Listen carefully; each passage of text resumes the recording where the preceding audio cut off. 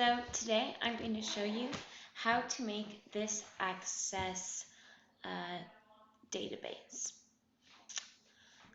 So this is the finished product of what I did, and I created three main tabs that contain the information of different classes. And in those classes I had their ID, their name, section number, what term, and how many hours, credit hours that term or that class is.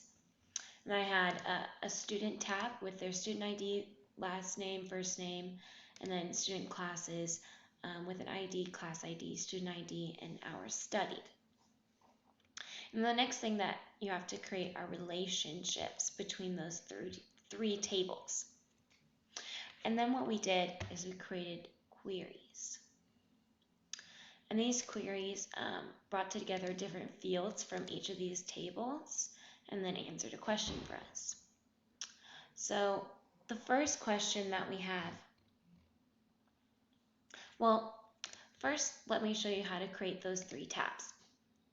So we're going to create a new file and we're going to select a blank database. And we're going to create that. Yes, saved. Okay, anyways. So the first thing we have to do is create the three tabs and name them. Or three tables, I'm sorry. And name them. So you go over here to the left and you rename. Oh, you can't rename it while it's open. Okay. So close. Oh. So create a table. And we're going to go into design view. And it asks us to name the table. So first we're going to name this table student. Okay. And then it goes into field names. And so the field names for this first table are student ID. And so you go in here and see it has it as its primary key. That's what we want. And we want student ID. Okay. And then we're going to press tab and you have to put it in the data type. So for student ID, it's not an auto number, but it is a number. And then the next thing you need to put in is first name. And this data type is simply a text, so that's fine. And then you need last name. And that is also just a text. Okay, and so that's really all you need to do to set up the fields for it. And then you go back into data sheet view. Oh, and you have to save it first. And then here, now you can enter in their student IDs. So let's just do Harry's. It would be 111, and then Harry, last name Potter. Okay, and then you would do that for each of the students. Okay, and so now we're going to create the next tab. So you go to create and table, and then you go back into design view, and we're going to name this table classes. Now the primary key for classes is class ID. So we're going to do class ID. And class ID is an auto number, so we can leave that type. And then the next field is I accidentally did that wrong. The field name for the first one is just ID, and that is auto number.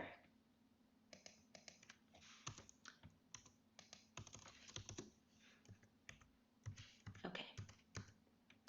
And then the next field is class ID. My bad. And then this one is class ID is just a number.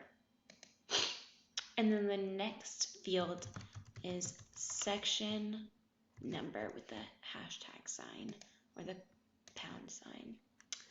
And this is a number. It's not an auto number, just a number. And then the next section is term. And since this one contains number and letters, we're going to use a text type. And then lastly, you have credit hours. And this is a number type. Okay, And so then you change it back to data sheet view and save it. And then you enter in your numbers. So since this is auto, I'm just going to press tab because it's going to auto to 1. And the class ID, oh, okay, so I actually did that wrong, I'm sorry. This is class ID, and the next one was class name or course name, whichever. And so this one is actually short text, and then this class ID is not an auto number, it's just a number. Okay, so now this should all be right. And we go back to datasheet view and save it. And then you can enter in all the course information. So we have that, and then aerobics. And then the section number is 1000. And then the term number for all of these is SP20. And then the credit hour for that class is 1. And you go to the next class. Okay, and you have to do these for all of the classes, and so I'm just going to do that now.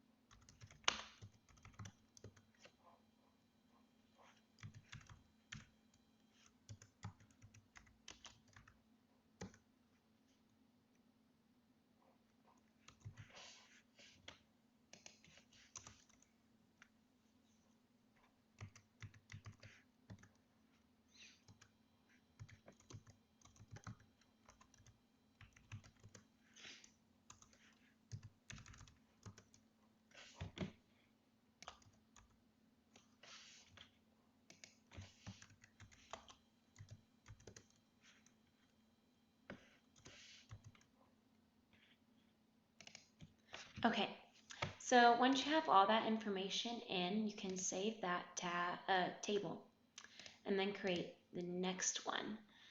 And so you go into design view again and create that table, which is called students and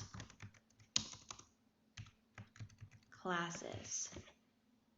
Okay, and then you put in the key again, which is ID, and that is an auto number. And then you put in the class ID. And that field again is just a number. And then student ID is the next one, and that is a number. And then the last one you have is hours studied, and that is a number. And then you can go here into the field properties and change the decimal places from auto, and you put in a 2. I'm going to take out that default value, or not. Okay, so then you can save that and go back into datasheet view. And then this is where you put in all the information again. So I'm going to pause that while I fill it in, and you can fill it in also. Okay, so once you enter in all the information of all the students, their class IDs, and how much time they spent studying for each of those classes, and the ID of each one of those corresponding fields. I only did Harry Potter just now for the conservation of time. And so then you have to define your relationships. And how you do that is you go over here to Database Tools and click on Relationships. And then it asks you to select what tabs, and we're going to select all 3. Okay, and we're going to close this. And we're going to rate which fields are the same. So class ID here in classes is the same as class IDs in students and classes. So we're going to drag those together and create that relationship. And then the same with student ID. We're going to create that relationship. Okay, now the next thing that we're going to do is solve our questions with query output. So our first question is, how often did Harry Potter study for his classes this semester? So we're going to create that query.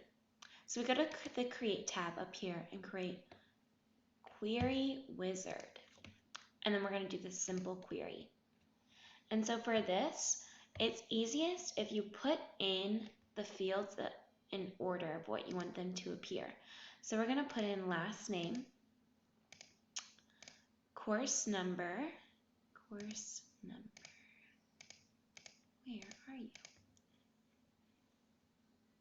Oh, not course number, course name. Okay, class name. And then credit hours.